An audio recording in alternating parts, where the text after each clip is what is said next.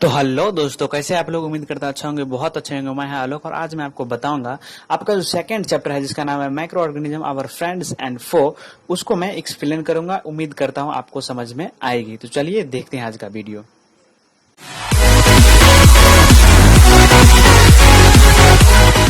तो आपका second chapter है मैक्रो ऑर्गेनिजम्स फ्रेंड एंड फो। जो मैक्रो ऑर्गेनिज्म होते हैं वो हमारे दोस्त भी होते हैं और दुश्मन भी होता है। तो आज हम देखेंगे ये जो है हमारा दोस्त कैसे है और हमारा दुश्मन कैसे है। तो पहले हम देखते हैं इसमें कि मैक्रो ऑर्गेनिज्म जो है वो क्या है।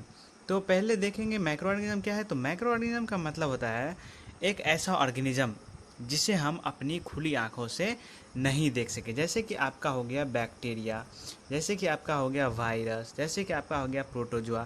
तो इन सब जो ऑर्गेनिज्म है, ये सब जो ऑर्गेनिज्म है, इनको हम अपने खुली आंखों से नहीं देख सकते हैं। देख सकते हैं लेकिन माइक्रोस्कोप के जरिए या फिर कोई और टेक्निक होगी उसके जरिए, लेकिन अपने आँखों से, खुली आँखों से जैसे हम नॉर्मली किसी भी चीज़ को देखते हैं वैसे हम नहीं देख सकते। तो ऐसा चीज़, ऐसा ऑर्गेनिज्म जिसको हम अपनी आँखों से नहीं देख सके, उसी को हम कहते हैं माइक्रो ऑर्गेनिज्म। तो आज हम देखेंगे कि ये हमारा दोस्त कैसे है और ये हमारा दुश्मन कैसे है। तो मेनली माइक्रो ऑर्गेनिज्म जो है वो मेनली बांटा गया है 5 पार्ट में, लेकिन यहाँ पर उससे पहले कुछ चीज़ें हैं उनको समझना हमारे लिए बहुत ज़रूरी होता है। तो पहले पहले इस चैप्टर में पढ़ना क्या है। तो इस चैप्टर में पढ़ना है टाइप्स ऑफ माइक्रो ऑर्गेनिज्म, दूसरा पॉइंट है यूजफुल माइक्रो ऑर्गेनिज्म, तीसरा पॉइंट है हार्मफुल माइक्रो ऑर्गेनिज्म और चौथा है नाइट्रोजन साइकिल इन एटमॉस्फेयर। तो इन चारों पॉइंट को हम आज पढ़ेंगे और इन चारों पॉइंट में देखेंगे कि चारों पॉइंट में क्या क्या खास बात है और किस तरीके से चारों पॉइंट हमारे लिए ज़रूरी है। तो पहला पॉइंट है यहाँ पे माइक्रो ऑर्गेनिज्म। शुरुआत होती है चैप्टर की यहीं से, माइक्रो ऑर्गेनिज्म। तो मैंने आपको पहले ही बता दिया था कि एक ऐसा ऑर्गेनिज्म जिसको हम अपनी खुली आंखों से नहीं देख सकते हैं, उसी को हम कहते हैं माइक्रो ऑर्गेनिज्म। जैसे कि आप यहाँ पे देखिए, नेकेड आइज, जो भी हम एक ऐसा ऑर्गेनिज्म जिसको हम अपने खुली आंखों से नहीं देख सकते हैं, उसी को हम कहते हैं माइक्रो ऑर्गेनिज्म। एक ऐसा ऑर्गेनिज्म जिसको अपने खुली आंखों से नहीं देखा जा सकता, उसी को हम कहते हैं माइक्रो ऑर्गेनिज्म। आप यहाँ पे देखिए नीचे में जो आपकी सबसे नीचे जो डेफिनेशन है वही है माइक्रो ऑर्गेनिज्म का, ये वाली जो लाइन है, और इसके ऊपर वाली जो लाइन है यही है माइक्रो ऑर्गेनिज्म का डेफिनेशन। तो हम यही कह सकते हैं the organism which can not be seen with naked eyes is called या आर कॉल्ड माइक्रो ऑर्गेनिजम्स और माइक्रोब्स। ऐसा ऑर्गेनिज्म जिसको अपने खुली आंखों से नॉर्मली हम नहीं देख सकते हैं, उसी को कहते हैं माइक्रो ऑर्गेनिज्म। तो यहाँ पर अब एक टर्म आती है जिसका नाम है माइक्रोस्कोप। अब देखते हैं कि ये जो माइक्रोस्कोप है ये क्या है। तो हमने आपको पहले ही बताया कि जो भी माइक्रो ऑर्गेनिज्म हो जिसको हम अपनी आंखों से नहीं देख सकते हैं, उसको कहते हैं माइक्रो ऑर्गेनिज्म। मतलब एक ऐसा ऑर्गेनिज्म जिसको हम अपनी आंखों से नहीं देख सके, उसको कहते हैं माइक्रो ऑर्गेनिज्म। तो उस माइक्रो ऑर्गेनिज्म को हम देखते कैसे हैं? तो एक मशीन के द्वारा देखते हैं, और उसी मशीन को, उसी इंस्ट्रूमेंट को हम कहते हैं माइक्रोस्कोप। मतलब जिस मशीन के मदद से हम माइक्रो ऑर्गेनिज्म को देखते हैं, उस मशीन को कहते हैं माइक्रोस्कोप। पहले क्या होता था, पहले के ज़माने में माइक्रोस्कोप हुआ करती थी, बनी थी, लेकिन उस माइक्रोस्कोप से उतनी छोटी छोटी ऑर्गेनिज्म को नहीं देख पाते थे जितनी कि अभी देख पाते हैं। क्योंकि अभी जो हमारे पास माइक्रोस्कोप है वो है इलेक्ट्रॉन माइक्रोस्कोप, और पहले की जो थे वो थी सिंपल माइक्रोस्कोप, जिससे हम बहुत छोटी ऑर्गेनिज्म को नहीं देख पाते थे। इसीलिए सेल की जो डिस्कवरी हुई है वो बहुत देर से हुई है। मतलब पहले रॉबर्ट हुक ने किया था, उसमें थोड़ी सी बात बताई, उसके बाद फिर से माइक्रोस्कोप बना, उसके बाद फिर से कुछ बात। तो पहले जो थी रॉबर्ट हुक आए, रॉबर्ट हुक ने बताया कि सेल जो होती है वो किसी भी ऑर्गेनिज्म की जो शुरुआत की जो पार्ट होती है, जिससे शुरुआत होती है, जिससे बनना शुरू होती है कोई भी ऑर्गेनिज्म, उसी को हम कहते हैं सेल। उसके बाद फिर से सेल की धीरे धीरे और भी डिस्कवरियाँ हुई। तो वहाँ पे क्या होती थी सेल की डिस्कवरी में, तो माइक्रोस्कोप अच्छा नहीं हुआ करती थी, सिंपल माइक्रोस्कोप हुआ करती थी, तो उसमें अच्छे तरीके से मॉडिफाइड नहीं हो पाती थी इमेज। इसीलिए जो सेल की डिस्कवरी हुई है वो थोड़ी लेट से हुई है, और उससे बहुत धीरे धीरे उसको भी डिफाइन करता गया, आगे आगे साइंटिस्ट आते गए, आगे आगे माइक्रोस्कोप बनता गया। तो पहले सिंपल माइक्रोस्कोप हुआ करती थी, अभी हमारे पास इलेक्ट्रॉन माइक्रोस्कोप है। तो बहरहाल अब हम अपने टॉपिक पे आते हैं। अब हम देखते हैं यहाँ पे एक और टर्म है हमारे लिए जो है माइक्रोबायोलॉजी। अब माइक्रोबायोलॉजी क्या क्या होती है? तो जैसे कि आपने पढ़ा है कि किसी भी वर्ड के अंत में यदि ओलॉजी लगा हो, ये वाली जो ओलॉजी है, ये ओलॉजी लगा हो, इसका मतलब होता है किसी भी चीज़ का स्टडी। तो यहाँ पर माइक्रोबायोलॉजी है, तो माइक्रोबायो और उसमें ओलॉजी लगा है, तो माइक्रो मतलब हो गया, माइक्रो मतलब छोटा, बायो मतलब जो हमारे बायोलॉजी है वो, और ओलॉजी मतलब स्टडी। तो माइक्रो ऑर्गेनिज्म की जो स्टडी होती है उसी को हम कहते हैं microbiology. The study of microorganism is known as microbiology. ये आपको समझ में आ गया होगा, बहुत आसान सी चीज़ थी, ये कोई बड़ा टर्म नहीं है। उसके बाद हमारे पास नेक्स्ट जो टॉपिक है वो है types of micro organism. Types of micro organism बताने से पहले मैं आपको एक चीज़ और बताना चाहूँगा। दो टर्म है यहाँ पे, एक है यूनिसेलुलर और एक है मल्टी सेलुलर। ये दो टर्म जरूरी है आपको समझना, इन पांचों जो टाइप है, इन पांचों टाइप को समझने से पहले। तो जो ये दो टाइप है यूनिसेलुलर और मल्टी सेलुलर, इसका मतलब होता है, यूनिसेलुलर का मतलब होता है एक ऐसा ऑर्गेनिज्म जो कि सिर्फ एक सेल से बना हुआ हो। सेल का मतलब होता है एक ऐसा कोई भी ऑर्गेनिज्म का, कोई भी लिविंग ऑर्गेनिज्म का सबसे शुरुआती जो पार्ट होती है उसी को हम सेल कहते हैं। The basic unit of life is called cell. अब हम सेल के बारे में पढ़ेंगे, आगे जो हमारे सेल का चैप्टर है उसमें विस्तार से पढ़ेंगे। अभी के लिए बस इतना समझ लो कि यूनिसेलुलर जो ऑर्गेनिज्म होते हैं वो सिर्फ एक सेल से बने होते हैं, और मल्टी सेलुलर जो ऑर्गेनिज्म होते हैं वो मोर देन एक सेल से बने हुए होते हैं। माने कि 2 सेल के भी हो सकते हैं, 3 के भी हो सकते हैं, 3000 भी हो सकता है, 3 करोड़ भी हो सकता है। किस में? मल्टी सेलुलर में। और यूनिसेलुलर में ओनली 1 सेल से बनी हुई होती है। अब आते हैं अपने टॉपिक पे जो है टाइप्स ऑफ माइक्रो ऑर्गेनिज्म। तो माइक्रो ऑर्गेनिज्म जो है, पहले हम देखते हैं कि माइक्रो ऑर्गेनिज्म जो है वो बहुत सारी माइक्रो ऑर्गेनिज्म ऐसी होती है जो अकेला रहना पसंद करती है, अलोन रहना पसंद करती है, और बहुत सारी ऐसा और माइक्रो ऑर्गेनिज्म होती है जो कि कॉलोनी में रहती है, मतलब ग्रुप में रहती है। तो जो माइक्रो ऑर्गेनिज्म ग्रुप में रहती है उसको कहते हैं कॉलोनीज, मतलब ग्रुप ऑफ माइक्रो ऑर्गेनिज्म को हम कहते हैं कॉलोनीज। ठीक है। अब यहाँ पे जो माइक्रो ऑर्गेनिज्म है उसकी 5 पार्ट में विभक्त हुई है। पहली पार्ट है बैक्टीरिया, दूसरी पार्ट है प्रोटोजोआ, तीसरी है फंगी, चौथा है अलगी, और 5वां है वायरस। अब यहाँ पे जो फंगी मैंने बोला, बहुत लोग इसको फंजाई पढ़ते हैं, तो इसमें हंसने वाली कोई बात नहीं है। फंजाई जो होती है वो सिंगुलर फॉर्म में उसको हम फंजाई बोलते हैं, और प्लूरल फॉर्म में हम इसको फंगी बोलते हैं। ठीक है। अब यहाँ पर इन 5 पार्टों के बारे में हम पढ़ते हैं। तो सबसे पहले आती है बैक्टीरिया। बैक्टीरिया का नाम हम बहुत सुनते हैं, मजाक में भी बैक्टीरिया का नाम लेते हैं। तो बैक्टीरिया मेनली है क्या? तो इस अर्थ पे जो सबसे पहला ऑर्गेनिज्म आया, वो था बैक्टीरिया। सबसे ओल्डेस्ट ऑर्गेनिज्म क्या है? बैक्टीरिया। अब बैक्टीरिया क्या है? एक सेल से बनी हुई है, इसीलिए बैक्टीरिया को हम कहते हैं कि बैक्टीरिया जो है वो यूनिसेलुलर है। अब क्या है कि बैक्टीरिया जो है कहीं भी रह सकती है, मतलब यदि वहाँ पे कहीं पे वॉल्केनो हो रही है तो वहाँ भी बैक्टीरिया रह सकती है, और कहीं पे बहुत ज़्यादा 0 डिग्री सेल्सियस है वहाँ पे भी बैक्टीरिया सर्वाइव कर सकती है। मतलब बैक्टीरिया जो है कहीं भी सर्वाइव कर सकती है, एवरीवेयर, चाहे वो एयर हो, वाटर हो, सॉइल हो, और या फिर किसी भी लिविंग ऑर्गेनिज्म का बॉडी हो, कहीं भी बैक्टीरिया सर्वाइव कर सकता है। ठीक है।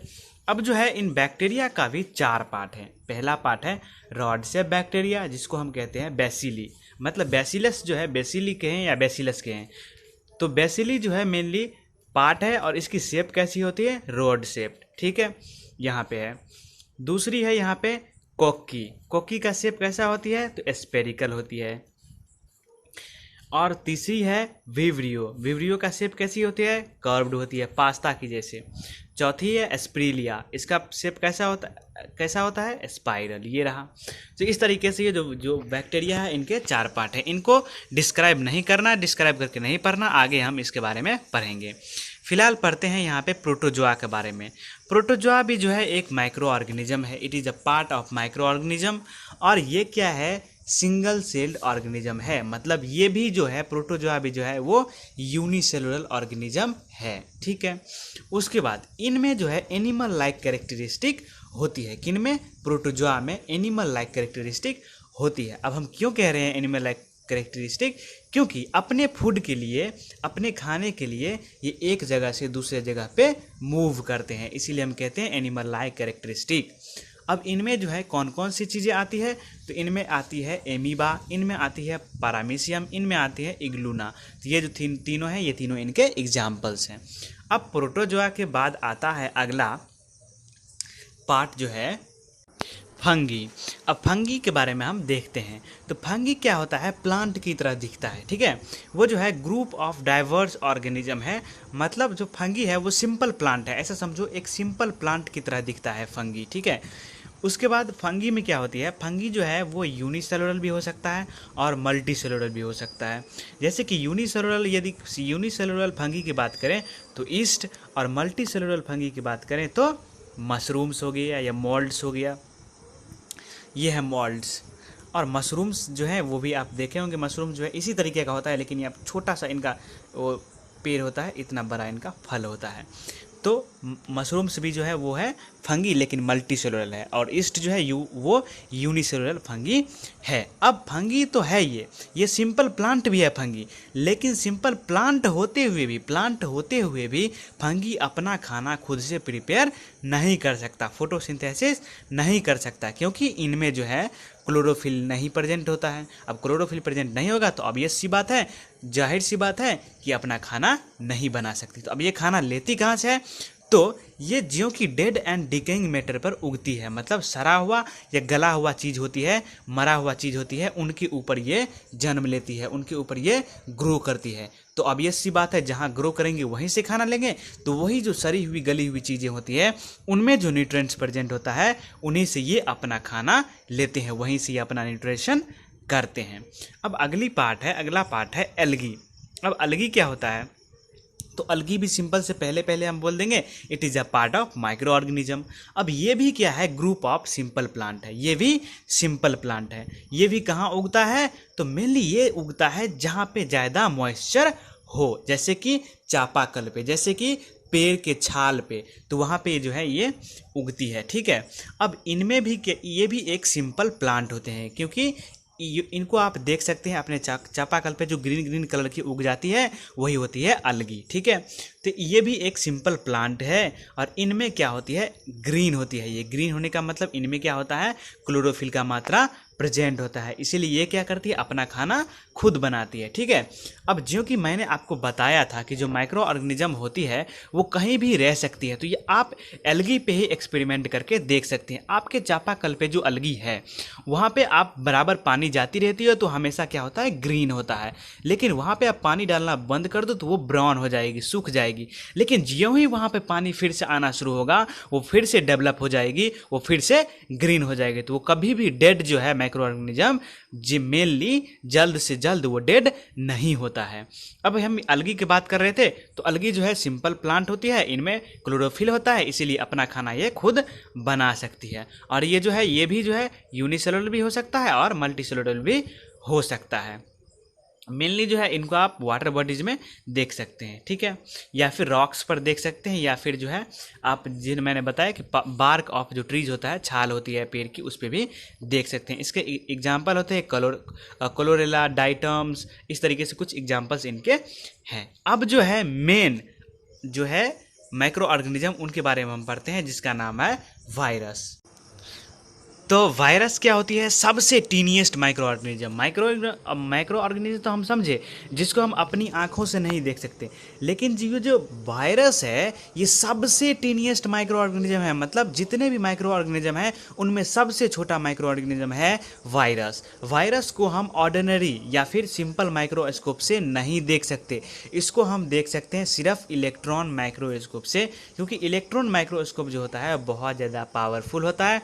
वो किसी भी इमेज को, ये देख सकते हैं आप यहाँ पे 200,000 टाइम जो है मैग्नीफाई कर सकता है, यानी कि अब ये इतना समझे ना, 200,000 मतलब 200,000 टाइम जो है किसी भी 200,000 टाइम जो है किसी भी इमेज को ये मैग्नीफाई कर सकती है। इसीलिए हम वायरस को सिर्फ और सिर्फ इलेक्ट्रॉन माइक्रोस्कोप से ही देख सकते हैं, सिंपल माइक्रोस्कोप से नहीं देख सकते, ठीक है। अब वायरस क्या होती है, देखिए वायरस मेनली सभी जो 4 पार्ट हैं माइक्रो ऑर्गेनिज्म के, उन 4 पार्टों में से सबसे अलग है वायरस, क्योंकि वायरस जो है सिर्फ किसी भी लिविंग बॉडी के अंदर में ही जा करके वो मल्टीप्लाई हो सकता है। मल्टीप्लाई का मतलब हुआ जैसे कि अपनी जो उनकी जो जाति है, प्रजाति है, उसको बढ़ा सकती है। मतलब एक वायरस है उसे वो 2 बना सकता है। कहाँ पे? सिर्फ माइक्रो ऑर्गेनिज्म के सेल के अंदर में वो जाएगा तभी। जैसे कि बैक्टीरिया या फिर फंगी या फिर प्रोटोजोआ कहीं भी अपना मल्टीप्लाई कर सकते हैं, कहीं भी ग्रो हो सकता है, वैसे वायरस में नहीं होता है। वायरस सिर्फ मल्टीप्लाई हो सकता है कहाँ? तो inside the cell of another living organism, दूसरे लिविंग ऑर्गेनिज्म के सेल के अंदर में घुस के वो अपनी आप को मल्टीप्लाई कर सकता है। ठीक है। अब क्या होती है, ये बहुत ज़्यादा दिन तक जो है ग्रो कर पाता है माइक्रो किसी भी लिविंग ऑर्गेनिज्म के अंदर, और बहुत ज़्यादा आपको बीमार भी कर सकता है। और एक बार यदि वायरस किसी भी शरीर में घुस जाए तो उनको निकालना बहुत ही मुश्किल होता है, क्योंकि वो बहुत ज़्यादा फैलता है। जैसे कि अभी आप कोरोना वायरस को देख ही लीजिए। तो अब हम ग्रोथ ऑफ माइक्रो ऑर्गेनिज्म के बारे में अगले वीडियो में देखेंगे। अभी तक के लिए यहीं तक देखिए। अभी तक का वीडियो जो आपको अच्छा लगा हो तो फटाफट से लाइक, कमेंट, शेयर जरूर करिएगा, और हमारे चैनल को सब्सक्राइब करके बेल आइकन को दबा दीजिए, ताकि अगला वीडियो आप फटाफट आप तक पहुँच पाए, अगली वीडियो को आप देख पाएँ, आगे की नॉलेज भी ले पाएँ। यदि इस वीडियो में कोई भी कन्फ्यूजन आपको लगा हो तो कमेंट बॉक्स में जाके कमेंट में पूछिए क्वेश्चंस, जो भी क्वेश्चंस आपके दिमाग में अराइज हो रहा हो। इस वीडियो में जो भी चीज़ गुड लगा हो, मतलब अच्छा लगा हो, उसको भी बताइए। जो भी चीज़ बैड लगा हो उसको भी कमेंट में जरूर बताइए। Thank you, goodbye, take care friends. What you're given, that's how we live it. Don't be mad at the system, it's simply how we've existed.